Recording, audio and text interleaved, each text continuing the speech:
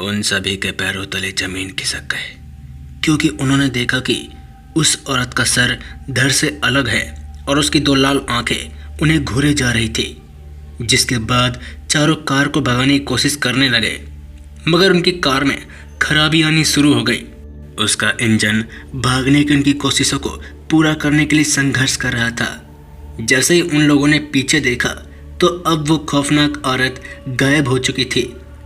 ऐसा लग रहा था कि सड़क अंतहीन रूप से खींचती जा रही थी, जो उन्हें अंधेरों के बीचों बीच ले जा रही थी। अचानक से बारिश तेज हो गई, जो मूसलाधार बारिश में बदल गई। अचानक कार की हेडलाइट से एक घर दिखाई दिया। इसकी खिड़कियां चकनाचूर हुई थी और उसकी दीवारों पर अजीब सा पेंटिंग था, जिससे नीचे की खस्ता हाल संरचना दिखाई देने लगी। ऐसा लग रहा था मानो वो उन्हें इशारा कर रहा हो कि वो अंदर आए। तूफान से बचने के लिए वो आश्रय दे रहा हो। डर से परेशान होकर अंकुश ने घर में शरण लेने का निर्णय किया, बावजूद इसके कि उन पर भारी पूर्वाभास की भावना हावी थी। जैसे ही वो लोग कार से बाहर निकले और घर के पास पहुंचे, हर चरमराती प्लाईबोर्ड गिलारियों में एक घातक फुसफुसाहट की तरह गूंजने लगी। अंदर हवा में तीखी गंध थी और उनकी फ्लैशलाइट की मंद रोशनी के धूल में ढके फर्नीचर और मकड़ी के जाले भरे कोने में दिखाई दे रहे थे। वे एक दूसरे से लिपटे थे। उनके दिल जोर जोर से धड़कने लगे, क्योंकि वे रात में जीवित रहने का रास्ता ढूंढ रहे थे। और उन बुरी शक्तियों से भी ऐसा लग रहा था कि दीवारें उन्हें घूर रही हो, जिससे उनकी रीढ़ में सिहरन दौड़ गई। परछाइयाँ दीवारों पर नृत्य कर रही थी, विचित्र रूप धारण कर रही थी और उन्हें चिढ़ाती हुई प्रतीत हो रही थी। जोर जोर से हंसने का आवाज हो रहा था। वातावरण बहुत ठंडा हो गया। जैसे जैसे रात बढ़ती गई, उनका विवेक खत्म होने लगा। अजीब अजीब छलावा उनके मन में व्याप्त हो रहा था। उन्होंने अपने सबसे बुरे डर, अपने गहरे पछताव की झलक देखी और पीड़ा असहनीय हो गई। उनके कानों में फुसफुसाहटें गूंजने लगी। हर आवाज पिछले से भी और अधिक खौफनाक थी। राहुल पहले से ही किनारे पर खड़ा था।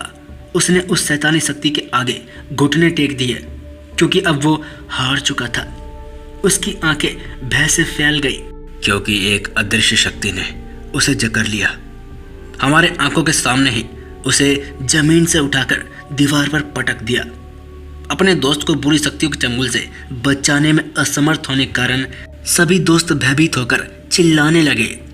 तभी उनकी आंखों के सामने उसके दोस्त राहुल की मौत हो गई, क्योंकि उन शक्तियों ने उसे बहुत जोर से दीवार पर पटक दिया था। ये देखते ही वो तीनों काफ़ी डर गए। उन्हें कुछ समझ नहीं आ रहा था कि अब वो करे तो करे क्या। वो लोग कुछ देर तक सोचते ही रह गए कि हो क्या गया। फिर उन्होंने हिम्मत करके किसी सुराग की तलाश में उस घर की छानबीन की, ये उम्मीद में कि शायद इन शक्तियों से बचने का कोई रास्ता हो। कुछ समय ढूंढने के बाद उनकी नज़र एक पुरानी डायरी पर पड़ी, जिसके पन्ने उन लोगों की भयानक कहानियों से भरे हुए थे, जिन्होंने सड़क पर परेशान करने वाली दुष्ट ताकतों का सामना किया था। उस डायरी पर एक महामंत्र लिखा हुआ था। फिर वो तीनों बिना देरी करते हुए उस महामंत्र का जाप करने लगे। फिर अचानक हवा में एक अलौकिक ऊर्जा गूंज उठी। उन शैतानों की आवाज़ें भय और दृढ़ संकल्प के मिश्रण से कांप रही थी। अचानक घर जोर जोर से हिलने लगा और आत्माओं ने अपना क्रोध प्रकट किया। दीवारें कराह उठी और अंधेरा बढ़ गया, जिससे उन्हें भस्म करने का खतरा पैदा हो गया।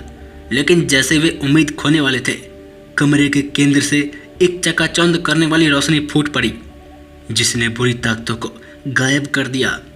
उन तीनों ने राहत की सांस ली। उस दिन के बाद से दोस्तों ने कसम खाई कि वे उस भूतिया सड़क पर अपने भयावह अनुभव के बारे में कभी बात नहीं करेंगे। वे अपनी आत्माओं में गहराई से देखी गई भयावहता का बोझ लेकर अपने अपने रास्ते चले गए।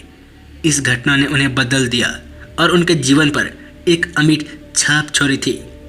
नए माहौल में आराम की तलाश में अंकुश दूसरे शहर में चला गया। वो अपने काम में डूब गया और उस भयावह रात की यादों को दफनाने की कोशिश करने लगा। हालांकि कभी कभार बुरे सपने आते थे जो उसे वही घर वापस ले जाते थे जिस भय का उसने सामना किया था। वो अभी भी काफ़ी परेशान थे। खैर, जो हुआ सो हुआ। अब वो लोग जिंदगी को आगे बढ़ाना चाहते थे। वो तीनों अपनी अपनी ज़िंदगी में आगे चले गए। तो दोस्तों, ये थी खौफनाक कहानी। अगर आपको ये कहानी अच्छी लगे तो हमारे चैनल फियर पॉडकास्ट को जय श्री राम